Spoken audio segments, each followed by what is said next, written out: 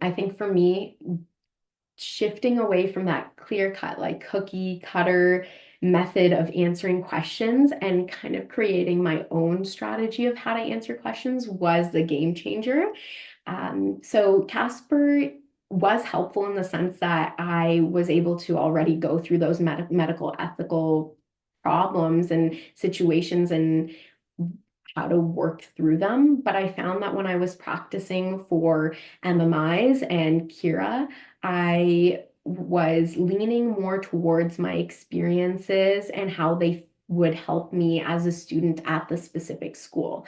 So, for example, for McMaster, I would talk about how my learning experiences in undergrad, where I got to see online learning and in-person learning help me identify that I'm better at learning in an in-person environment.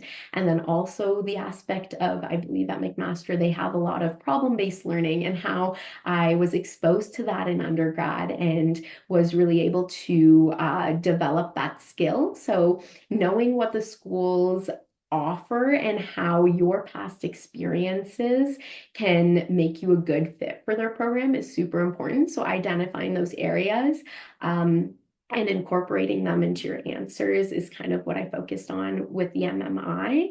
And then again, the MMI for Calgary is very different from the Kira interview. So I prepped for them in a little bit of a different way. For the MMI for or not the MMI, but the Kira interview for McMaster, I definitely had more of a structured way of answering. So it was like, you know, identify the question, kind of provide an answer for that question, and then link it back to my experience as a candidate, because you always want to have that piece of linking it back to yourself as a candidate. And then for the MMI for Calgary, because the timing is a little different. You do have more time to answer questions. For me, it was an online interview where there was an actual other person on the other side of the screen, so that made it different as well. So when I was practicing for the MMI for Calgary, I made sure to mimic that kind of environment. I had people on Zoom practicing with me. I had people practicing with me on Teams as well, just making sure that I was used to seeing somebody else on the screen for that interview.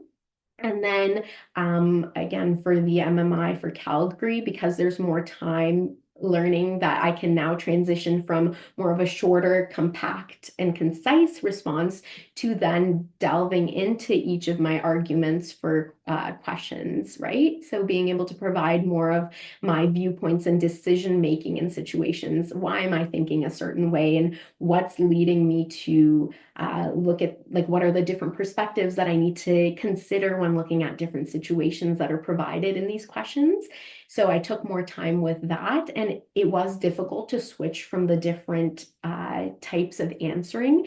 But I think the most important thing is the practice that you're putting in. For me, I practiced a lot, and I think I practiced like every other day with a different person so that I can make sure that not only am I speaking in a way that somebody who's been in healthcare can understand, but somebody who has never stepped foot in health in a healthcare class or has no experience with this type of material can also understand, because you have a variety of different reviewers when you're doing the MMI.